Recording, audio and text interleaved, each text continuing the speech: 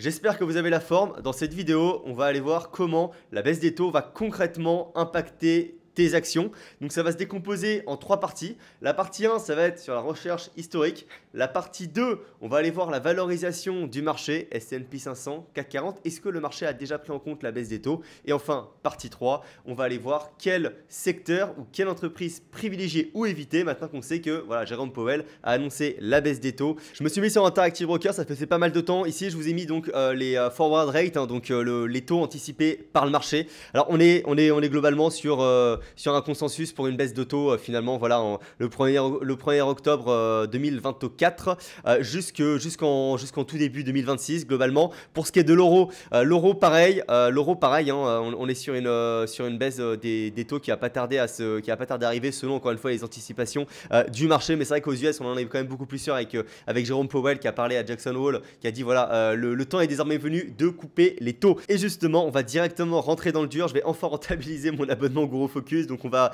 aller voir ça de manière historique. Et sinon là directement voilà un petit article sur le site Nasdaq. Comme vous pouvez voir, si on reprend les 9 dernières fois que la Réserve fédérale, donc que la Fed a baissé les taux, eh bien le stock market, le marché boursier a baissé de 23%. Voilà, sur un portefeuille d'1 million, eh bien il vous reste plus que 750 000.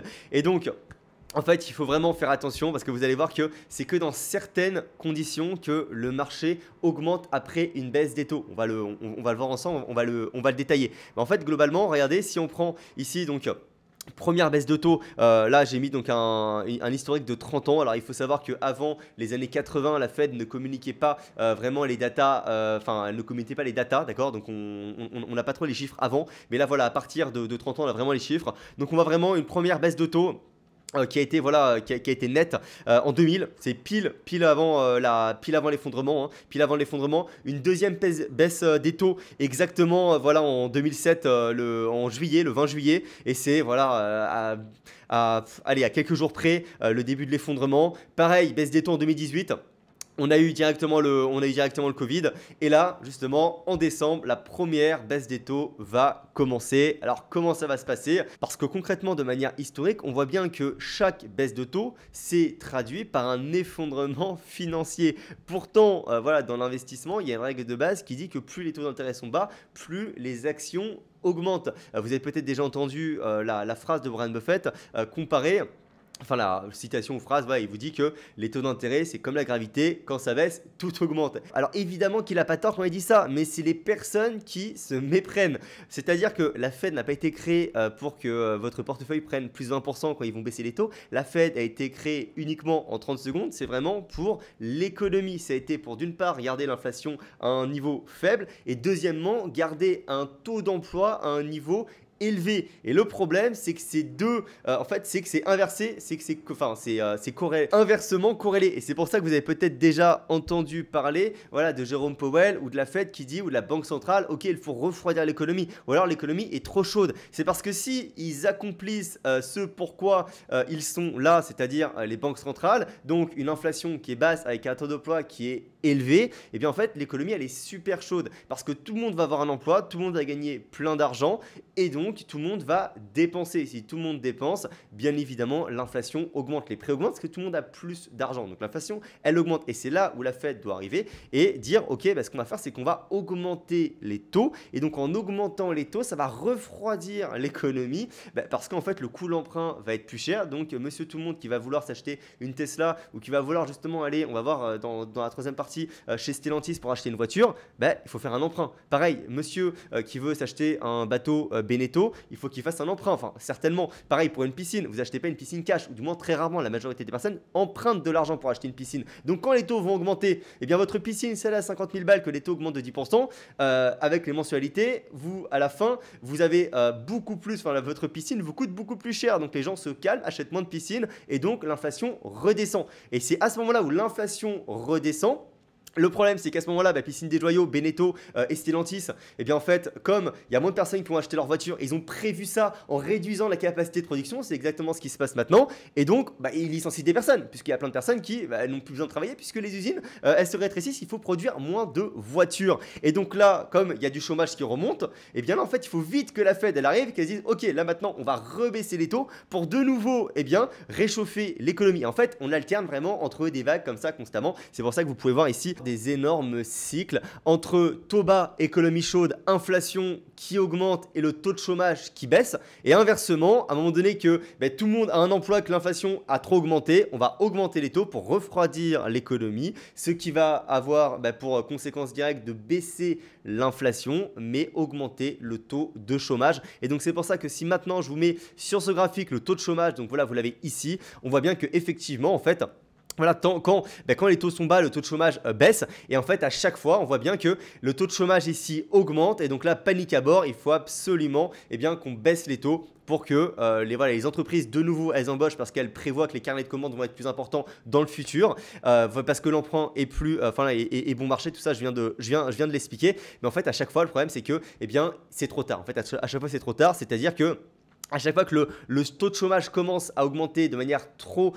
importante, ça s'enraye. Il y a un truc qui ne va pas dans la machine et on se retrouve avec une récession, même si les taux y baissent. À chaque fois, c'est trop tard. Et le problème, c'est que il faut vraiment réussir parce que si jamais, en fait, on peut très bien passer de ce qu'on appelle une récession à une dépression. Là, c'est une récession, là, c'est une récession. Et une dépression, c'est quand le taux de chômage arrive à 40-50%, plus personne n'a l'emploi, tout le monde se suicide. C'est vraiment la fin du monde. Et ça, il faut à tout prix l'éviter. Et c'est vraiment ça le taf d'une banque centrale. Et donc, c'est pour ça que là, en ce moment, avec le taux de chômage qui a augmenté comme il a augmenté, c'est pareil, si on s'en réfère de manière historique, ça s'est jamais bien passé avec ce genre d'augmentation. Mais ce que nous montre le graphique, c'est qu'on a beau remonter 30 ans, 40 ans en arrière, des récessions, il n'y en a pas énormément, donc des datas, il n'y en a pas non plus énormément. Et ok, effectivement, ça s'est mal passé sur les 3 dernières, mais qui est-ce qui nous dit que celles-ci, ils vont bien se débrouiller et que là, effectivement, ils vont baisser les taux. L'emploi va de nouveau reprendre, l'inflation va plutôt rester assez bas et ça va bien se passer, on va pas avoir de récession, ça va tranquillement revenir comme c'était,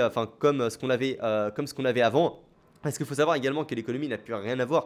Là, on a vraiment une économie qui est avec la tech, avec l'IA, toutes les avancées qu'on peut faire. Donc, je pense que personne n'en sait rien. Mais voilà, je vous ai mis vraiment la big picture pour que vous sachiez à peu près à quoi vous attendre. Et est-ce qu'une baisse de taux veut nécessairement dire une augmentation des actions? Mais en fait, la plupart du temps, non. Parce que la baisse des taux intervient trop tard ou trop tôt. Et finalement, on se tape la récession. Alors justement, j'avais vu des chiffres sur un fichier Excel. Alors, je ne sais pas ce que ça vaut.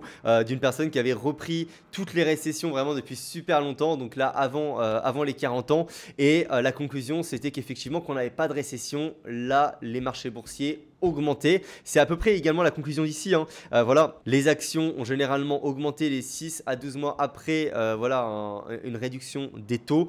Si l'économie évite une récession. Bon, normalement, ce que je viens de vous expliquer, ça vous semble plutôt logique. Mais le problème, c'est, je sais pas vous, hein, mais moi personnellement, j'ai pas tellement envie que la performance de mon portefeuille dépende de ma capacité à prévoir une récession. Donc, est-ce qu'il n'y aurait pas par hasard un petit moyen quand même d'aller chercher certains secteurs, certaines actions qui, s'il y a une baisse de taux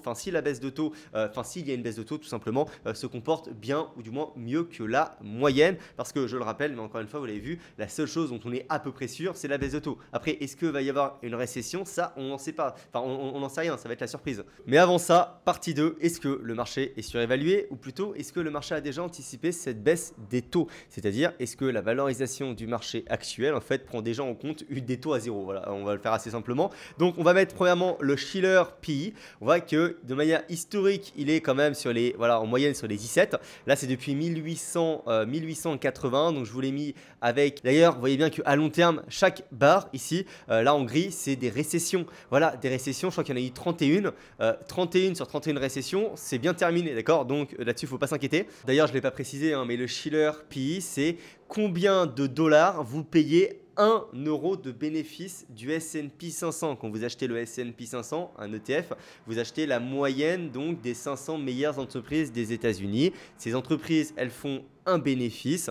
Et donc le Shiller PE vous dit que là, par exemple, en ce moment, si vous allez acheter une action, donc un ETF du S&P 500, vous allez payer 36 $, 1 euro de ces bénéfices. Autrement dit, c'est très très élevé. Et comme on l'a vu, la moyenne sur plus de 100 ans est de 17. La moyenne sur 30 ans, elle est ici, vous voyez, moyenne, je vais prendre ouais, voilà, de 27. Donc autrement dit, voilà, il faudrait quand même plutôt que le Shiller P, vous voyez, il soit, là on avait eu la baisse en 2022 à peu près sur ces niveaux-là. Mais là ici, je vous ai mis sur le même graphique, donc en bleu le S&P 500, voilà, l'ETF en question. En fait, on voit quand même qu'on est moins cher que l'avant Covid. Parce que l'avant Covid, même si le S&P 500 était moins élevé qu'il est aujourd'hui, là on est sur des plus hauts historiques, comme vous pouvez voir, on a vraiment dépassé le plus haut d'après. Alors excusez-moi, j'ai dit après Covid. Je parle de l'avant la guerre de l'Ukraine. Et donc, et en fait, c'est parce que, eh bien, entre la guerre de l'Ukraine et maintenant, le S&P, effectivement, il a explosé à la hausse, mais le bénéfice des entreprises ont augmenté, voilà, vraiment de manière incroyable, ce qui fait que le Shiller PE, voilà, le PE pour le S&P 500 n'a pas non plus explosé. C'est cher, mais ça n'a pas explosé. Alors, est-ce que j'irai acheter du S&P 500 avec un PE de Shiller sur les 36? Personnellement, non. Mais après, si jamais vous faites un DCA, il ne faut pas arrêter le DCA, d'accord? Vous continuez votre DCA, mais je sais pas, par exemple, imaginez, vous venez de découvrir la bourse il y a 2 mois, vous avez une grosse somme de départ. Est-ce qu'il faut faire un all-in sur le S&P 500 dès maintenant? La réponse est selon moi, non. Encore une fois, c'est pas un conseil d'investissement. Mais ce que je veux vous dire, c'est que voilà, les marchés sont quand même très chers. Mais justement, ça, c'est le marché qui est très cher. Et quand on creuse un petit peu, on s'aperçoit qu'il y a pas mal de grands investisseurs, Monish Pabrai, Michael Burry, Warren Buffett, qui s'éloignent de plus en plus des États-Unis pour leurs nouveaux placements. Par exemple, on voit que Monish Pabrai, lui, voilà, il a dit en 2019, donc ça a pas mal de temps quand même, qu'il avait la majorité, enfin qu'il avait bougé la majorité de ses fonds en Inde, en Turquie et en Corée du Sud. Là, on voit par exemple, je sais pas, dans son portefeuille, la première ligne, on est sur une entreprise par exemple qui a la majorité de ses revenus en Asie. Et lui, il est vraiment dans ce qu'on appelle, voilà, dans tout ce qui va être, voilà, on pourrait dire les mines. Pareil, Warren Buffett, ouais, il y a pas mal de temps, il avait fait pas mal de paris au Japon. On parle quand même de 8 milliards. Michael Burry, pareil, il est massivement investi en Asie. Donc on voit qu'on a de plus en plus d'investisseurs qui s'éloignent des États-Unis pour aller chercher du rendement. Mais bon, ça concerne des investisseurs qui ont des milliards. Nous, on n'a pas des milliards. Et donc c'est pour ça que nous, ce qui s'offre à nous, c'est évidemment les small caps. Je vous en ai déjà parlé, j'avais fait une vidéo d'une demi-heure d'ailleurs, elle a super bien marché. Je crois qu'il y avait eu 5 ou 6 000 vues, donc là-dessus c'est top. Allez la voir si vous ne l'avez pas vue. Et donc on va se focus sur du stock picking parce que payer 36 fois les bénéfices un actif, il y a quand même très peu de chances d'avoir une bonne performance sur les 5-10 prochaines années. Ou alors si on a une bonne performance, ça veut dire qu'en fait on va arriver sur des niveaux de valorisation qui sont tout simplement dingues. Ou alors il faudrait vraiment une croissance économique de manière vraiment énorme. Après c'est possible, hein. On voit bien que avec les avancées, je l'ai déjà dit sur l'IA, on peut vraiment comme ça délivrer énormément de cash, mais ça va être compliqué. Je viens de recevoir une notification, le timing est parfait. Regardez, en parlant justement de l'automobile, là ici breaking news, on a Volkswagen qui en fait c'est la première fois depuis 87 ans qu'elle va couper une usine dans son plan de réduction des effectifs. Voilà, on est exactement là-dessus, c'est exactement ce que je vous disais, c'est vraiment, on oscille entre réchauffer l'économie, refroidir l'économie, et là, les banques centrales, il faut qu'elles commencent à réchauffer l'économie puisque elle se refroidit toute seule. Donc, on va terminer cette deuxième partie assez rapidement. Est-ce que le marché a déjà anticipé la baisse des taux? J'ai bien l'impression que oui. Un PE de 36 sur la S&P 500. Le seul raisonnement logique qui tient pour pouvoir justifier un PE de 36, c'est de toute façon, dans 6 mois, dans 1 an, les taux vont s'effondrer, seront peut-être à 0, peut-être à 1, 2%. Et donc, payer un actif 36 fois ses bénéfices aujourd'hui, c'est pas si déconnant que ça parce que de toute façon, dans 6 mois, j'aurai plus le choix puisque les taux seront à 0. Donc, j'aurai plus le taux sans risque, je n'aurai plus la possibilité plutôt d'avoir mon épargne qui est rémunérée à 4% ou alors de pouvoir acheter une obligation par exemple pendant 10 ans et de sécuriser comme ça 4% par an pendant 10 ans, quoi qu'il arrive. J'en profite pour faire une parenthèse pour tous ceux qui sont intéressés par les options. Je vous offre un cours, une formation gratuite de 1 heure sur toutes les stratégies basiques du niveau 0 à quand même un très beau niveau. C'est-à-dire qu'on voit ensemble les covered calls, les cash shaker put, les calls, les puts, etc. etc.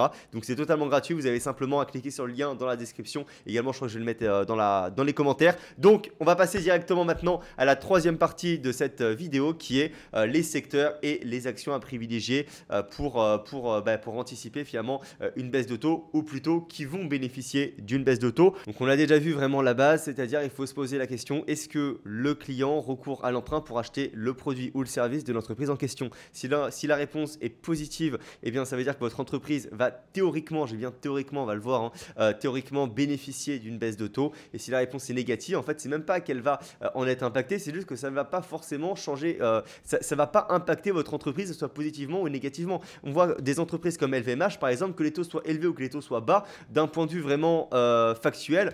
Est-ce que ça va lui changer quelque chose? Bah non, pas forcément, puisque LVMH ne recourt pas de la dette pour financer ses opérations. Donc là-dessus, en fait, voilà, ça va pas changer grand-chose à LVMH. Les clients d'LVMH ne recourent pas de la dette pour acheter ses produits, du moins j'espère pour la majorité. Par exemple, Tesla ou Stellantis devraient bénéficier de la baisse de taux, mais c'est là où c'est super important. Là, ce que je vous fais, c'est une vidéo sur la macro, sur l'économie. Et personnellement, je n'utilise pas cette approche pour investir en bourse, pour sélectionner mes entreprises. Vous savez, c'est le fameux débat entre l'approche top-down, on va on part du haut pour aller vers le bas, et l'autre approche bottom-up, on part du bas pour aller vers le haut. Imaginez-vous un entonnoir. L'approche top-down, on va partir des grandes tendances macro, d'accord? Donc ce que je vous fais là, c'est-à-dire que là, cette vidéo serait la base pour, si jamais j'étais quelqu'un qui utilise l'approche top-down, j'utiliserai donc ce que je vous explique dans cette vidéo pour sélectionner mon entreprise. Donc je pars, voilà, ok, la Fed a baissé les taux, donc je vais sélectionner cette entreprise. Donc j'accorde vraiment énormément d'importance à la macro et pas beaucoup finalement à l'entreprise en question. Et l'autre approche, c'est bottom-up, ce que j'utilise. Là, c'est l'inverse. Là, je vais partir de l'entreprise. Je mets toute vraiment mon énergie dans la sélection d'une entreprise exceptionnelle et en fait je mets moins d'importance dans finalement l'économie, dans les tendances économiques, dans ce que va faire la Fed demain, est-ce qu'il va y avoir une récession, est-ce que le PIB va augmenter, etc., etc. Alors je vous dis ça parce que si je caricature, en fait Stellantis a tout misé sur la transition écologique et sur voilà, l'argent du gouvernement pour avoir du bénéfice et du chiffre d'affaires sur les prochaines années, alors que Tesla a tout misé sur le consommateur. Donc Tesla, lui, enfin l'entreprise Tesla est vraiment impactée par la hausse ou par la baisse des taux parce que si les taux augmentent, d'ailleurs on le voyait très bien sur Tesla. On a vraiment la marge opérationnelle, donc c'est vraiment la marge opérationnelle, c'est le chiffre d'affaires moins les coûts directs qui sont vraiment inversement corrélés avec les taux parce que Tesla, quand les taux ils augmentent, eh bien, en fait, ils répercutent l'augmentation des taux par la baisse du prix de ces voitures parce que sinon, le consommateur, il achète moins. Et inversement, quand les taux vont rebaisser, Tesla, eh bien, va pouvoir de nouveau augmenter un petit peu les prix de ses voitures. Et donc, la marge opérationnelle va vraiment, est vraiment voilà, inversement corrélée. Alors que Stellantis, en fait, c'est pas le cas parce que comme je viens de le dire, les personnes qui achètent avec les quotas, les trucs, les machins, bon, qu'il y ait des taux ou pas, de toute façon, c'est financé par le gouvernement. En plus, en France, on a ce qu'on appelle des financements à taux zéro qui sont couverts par le gouvernement, etc., etc.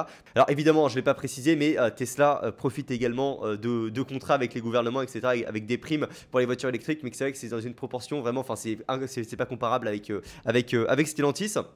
Et donc, ce que je veux dire, c'est que vraiment, je vous encourage, vous voyez, d'une entreprise à l'autre, même secteur, mais quand on creuse un peu, il y en a une qui va certainement, je ne sais pas si ça va vraiment l'impacter, la baisse des taux, parce qu'en fait, il y a tellement d'autres préoccupations, notamment avec la cyclicité du marché, etc. Et c'est ça également le problème de partir, d'avoir l'approche qui est top-down, c'est qu'en fait, les tendances macro, il y en a tellement, mais il y en a tellement entre les cycles de votre entreprise, entre voilà, la baisse des taux, entre les récessions, entre les différentes politiques monétaires des différents pays, entre la monnaie du pays. En fait, vous en finissez plus. Donc, au moins, si vous partez de l'autre côté, vous avez uniquement à vous préoccuper de votre entreprise. C'est quand même beaucoup plus simple d'analyser l'entreprise. Vous allez simplement aller voir, ok, est-ce que c'est une entreprise exceptionnelle? Et ensuite, est-ce que vous savez également si les taux baissent, la bourse va augmenter et si les taux augmentent, la bourse va baisser? Non, dans tous les cas, la bourse va augmenter. Il n'y a pas de baisse de taux ou de hausse de taux. Sur le long terme, la bourse, elle augmente. Donc, autant directement se positionner sur une bonne entreprise et ne pas se préoccuper des taux. Ou alors, justement, on va l'aborder dès maintenant, sélectionner des entreprises comme Realty.com, là où je l'ai acheté. Et là, on va voir que Pernod Ricard, c'est assez intéressant en ce moment. C'est-à-dire qu'aller choper du dividende, en fait, j'ai acheté Realty.com avec un rendement de 7% avec des taux qui étaient élevés. Parce que là, dans ce cas-là, eh bien, effectivement, les taux sont élevés. Donc, les personnes, qu'est-ce qu'elles font? Elles vont soit sur des actions vraiment de croissance. Je vous le schématise sur mon iPad en 2 secondes. Donc ici, vous avez vraiment ce qu'on appelle le taux sans risque. Ok, là, il était à peu près de 5%. Donc en ce moment, vous pouvez acheter une obligation qui vous garantit du 5% par an pendant pendant 20 ans. Ok, quoi qu'il arrive, vous allez toucher vos 5%. Et ça, c'est ce qu'on appelle votre benchmark, c'est votre coût d'opportunité. Avant de faire n'importe quel investissement, vous allez vous dire, ok, est-ce que l'investissement que je vais faire va me permettre de générer, de gagner plus, alors hop, je vais mettre ça comme ça, va me permettre de gagner plus d'argent que mon obligation, que le taux sans risque. Oui ou non? En fait, la différence entre une action et une obligation, c'est très simple. L'obligation, eh bien, le cash flow de votre obligation, elle est imprimée dessus, d'accord? C'est vraiment votre coupon. Chaque année, vous allez recevoir 5% de la somme que vous allez mettre. Et à l'échéance, à la fin, là, sur les 20 ans, vous allez avoir ce qu'on appelle l'intérêt plus le principal. Et donc, la différence, c'est qu'une action, eh bien, vous commencez avec un yield initial, avec un taux de rendement initial que vous connaissez, mais vous ne savez pas combien vous allez en avoir pendant combien de temps. Et c'est votre taf et c'est notre travail en tant qu'investisseur de déterminer, eh bien, de déterminer l'argent que cette action va nous distribuer chaque année jusqu'à la fin, jusqu'à sa durée de vie, d'accord? Et donc, par exemple, si je prends l'entreprise comme Google, en ce moment, il y a 3% de rendement sur Google. Donc, si je mets 3%, bon, je n'ai pas pris en compte l'inflation, hein, mais si je mets 3% sur Google, effectivement, en fait, aujourd'hui, là, c'est pas intéressant. Parce que Google, il y a 3% de rendement, alors que je peux acheter une obligation qui me verse 5% dès aujourd'hui, dès maintenant. Le truc, c'est que Google, il y a un taux de rendement. Le rendement n'est pas fixe. Et imaginez. Moi, je pense que Google va nous faire, allez, on va dire 12% de taux de croissance par an. Il y a en finance une règle qui est très basique, c'est la règle des 72. En fait, vous prenez n'importe quel taux de rendement et en fait, vous faites 72 divisé par votre taux de rendement annuel, d'accord, par exemple par 12%, et ça va vous donner 6, c'est exprimé en nombre d'années. Il vous faudra 6 ans pour que le free cash flow double. Donc, ça veut dire que 6 ans. Dans 6 ans, d'accord, sur Google, s'il y a un taux de rendement comme on l'a vu là, de 12% par an, eh bien, en fait, regardez ce que ça va faire. Donc, 1 an, 2 ans, 3 ans, 4 ans, 5 ans, 6 ans. À partir de 6 ans, même un peu plus du coup, voilà, donc hop, ici, là, on sera maintenant, je le mets ici, à 6%. Hop, je vais le faire à l'échelle. Ok, je l'ai fait à peu près à l'échelle. Donc 1 an, 2 ans, 3 ans, 4 ans, 5 ans. Là, on est à peu près break-even. Et la 6e année ici, là, on a 6% de rendement par an. Donc toute cette partie-là, on est effectivement perdant, d'accord? Il est préférable d'acheter une obligation que de détenir du Google. Si vous voulez acheter Google et le revendre dans moins de 4 ans, à part espérer voilà, une explosion du prix de l'action en bourse, il est préférable d'acheter une obligation. Mais dès la 6e année, eh bien là, c'est bon, là c'est préférable d'être sur l'action, sur une action comme Google. Et maintenant, imaginez si jamais vous tenez votre investissement 6 années de plus. 6 années de plus, donc 6 années de plus, 1 an, 2 ans, 3 ans, 4 ans, 5 ans, 6 ans. Donc là, vous êtes carrément à 12% cette fois-ci. Là, vous êtes à 12%, d'accord? Là, ici, vous remettez encore 1 an, 2 ans, 3 ans, 4 ans, 5 ans, 6 ans. Donc là, on est à 12%. Donc là, c'est carrément plus intéressant d'être sur une entreprise comme Google que d'être sur une obligation. Puisque l'obligation, vous êtes encore ici à 5%. Ça n'a pas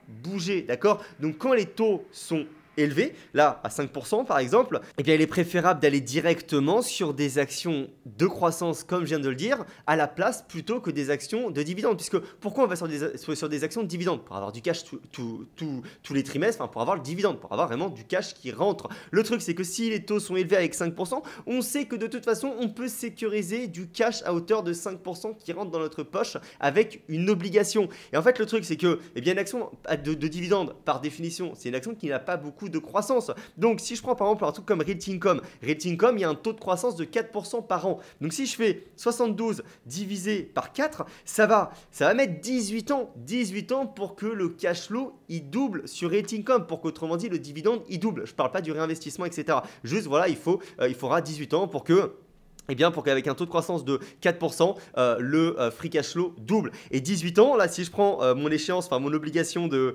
20 ans, ça nous place en fait ici sur Realty Income. Ça nous place ici. C'est-à-dire que si une personne, elle achète du Realty Income avec un taux de rendement, là, en ce moment, de 5% également, là, il y a même 5, il y a un peu plus de 5%, et voilà, du 5%. Non seulement cette personne-là, elle prend un risque d'acheter une action comme Realty Income parce qu'on ne sait pas de quoi demain est fait. Ça se trouve, je sais pas, moi, ils vont faire connerie sur connerie, même si, c'est très peu probable, mais ça peut arriver.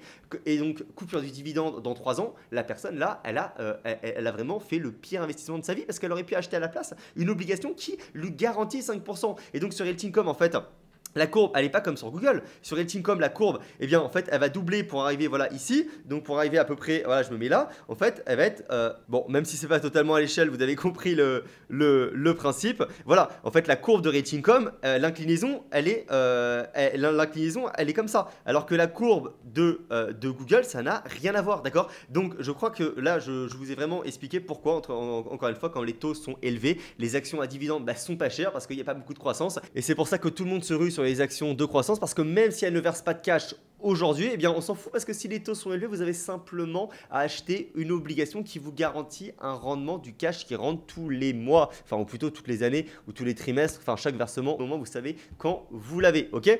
Et donc comment, enfin ce qui m'a fait tout de même acheter Realty.com quand les taux étaient élevés, c'est que si vous êtes là encore une fois sur du long terme, eh bien vous pouvez très bien vous dire, ok, justement Realty.com, il y a un énorme rendement parce que les taux sont élevés, mais moi je pense que les taux vont rebaisser et quand les taux vont rebaisser, eh bien tout le monde enfin tous les investisseurs vont de nouveau s'arracher les actions à dividendes puisqu'il n'y aura plus d'autres opportunités.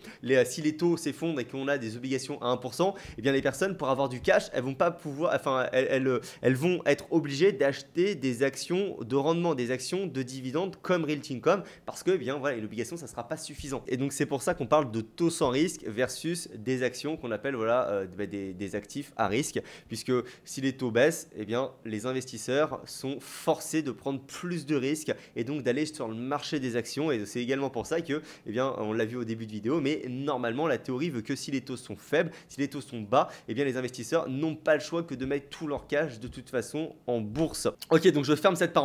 Maintenant, on va s'attaquer aux opportunités que l'on a là en ce moment. Donc, je me suis mis sur le graphique de Realty.com sur Gros Focus. Alors, comme vous pouvez voir, Realty.com, on a donc là, ça c'est le dividend yield, c'est-à-dire c'est le rendement moyen du dividende qu'on a eu sur les dernières années. Vous voyez qu'en moyenne, d'accord, eh bien, Realty.com, si Realty.com revient sur son rendement moyen du dividende, ça ferait du Realty.com sur les, allez, j'arrondis 67, d'accord? Sur les 67, on voit que ici on était vraiment très très faible de manière historique et surtout, en fait, on voit que, voilà, là je vais essayer de répondre à la question, est-ce que c'est intéressant d'acheter du Realty.com en ce moment? Alors, je vais vous mettre quelques pistes, je vais vraiment vous parler uniquement du rendement, je ne vous parle pas de l'entreprise. Voilà, l'entreprise, moi je pense qu'on peut aller chercher du 4% de rendement par an, donc avec ça, après vous faites à peu près, vous faites vos valorisations, mais je vais parler vraiment uniquement en termes de rendement.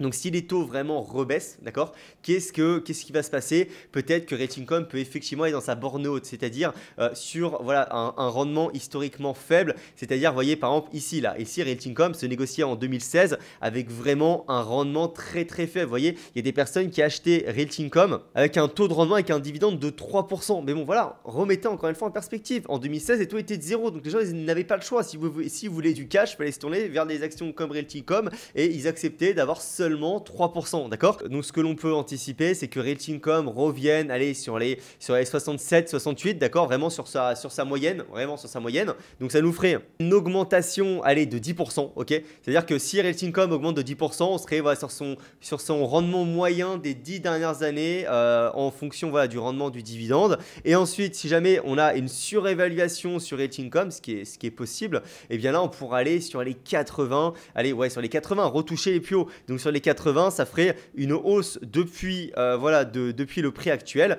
une hausse de 29%. Et là, Realty.com serait vraiment très cher. Voilà, serait vraiment très cher. Alors pourquoi je vous montre ça? C'est parce que regardez.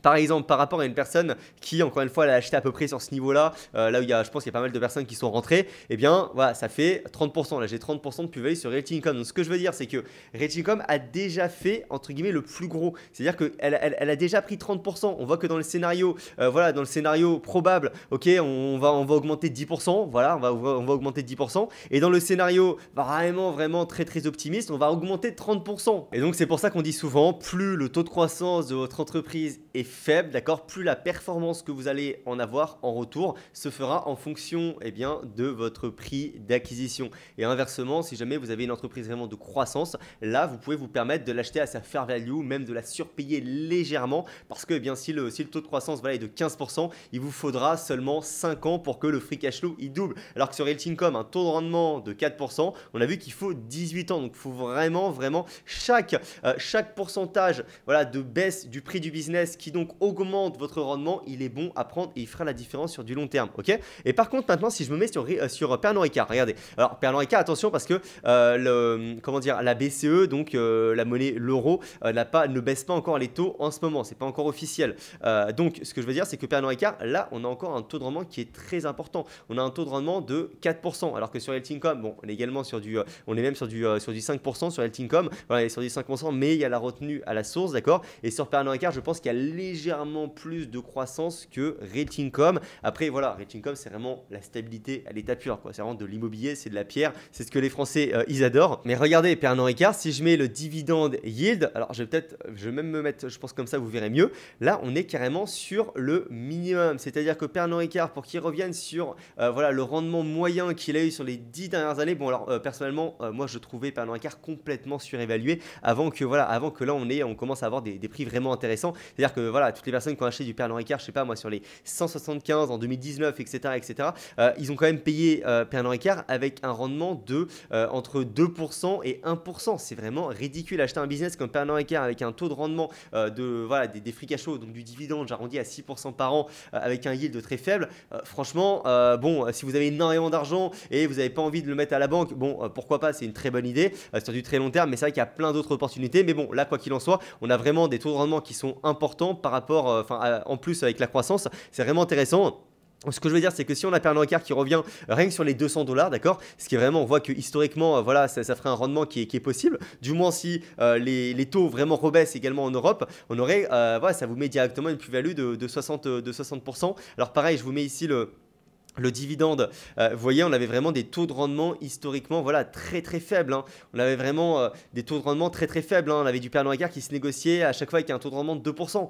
2%, c'est quand même très très faible, hein. Acheter un business avec seulement 2% de rendement. Et bon, voilà, ça a explosé. On a quand même une bonne croissance du dividende. Donc personnellement, pour le PEA, je trouve que Pernod Ricard, malgré, regardez, on a quand même un taux de croissance très faible. Mais même, bon, alors là, on a un earning per share qui est carrément de 6%. Mais si je prends le free cash flow, qui est un peu plus, voilà, qui est une métrique plus stable, on est de 8% parce qu'en fait, là, regardez, effectivement, le bénéfice net s'est effondré avec les derniers trucs qui sont passés, mais ça s'est répercuté par l'augmentation du free cash flow. Donc voilà, ça fait à peu près du 10% par an d'un autre côté, du 8%, alors on voit, donc c'est à peu près correct, plus la croissance du dividende, plus la croissance. Et comme vous pouvez voir, il y a un payout ratio de 50%, alors que sur Reltincom, on a un payout ratio de plus de 80%. Donc si on met un payout ratio également de 80% comme sur Reltincom, on aurait finalement un dividende qui est même supérieur au dividende actuel de Reltincom. Ok, c'est juste parce que Pernod Ricard, eh bien, il verse une partie moins importante de dividendes par rapport à ce que peut verser Reltincom. Bon, écoutez, j'ai le même problème que sur toutes mes autres vidéos. Je viens de voir que ça fait déjà 33 minutes, donc je vais m'arrêter là-dessus parce que sinon je pourrais parler encore pendant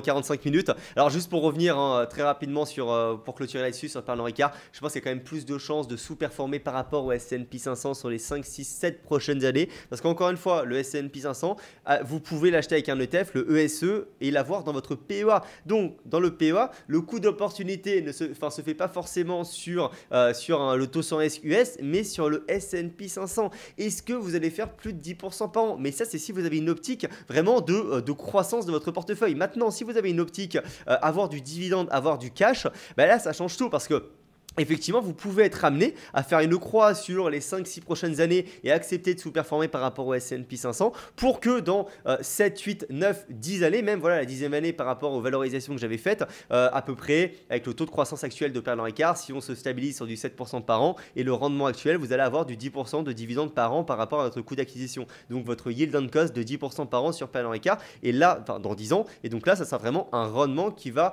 tomber tous les trimestres, au versement de dividendes chaque année à 10%, que vous allez pouvoir vous verser en cash sur votre compte en banque pour pouvoir en vivre, tout simplement. Voilà.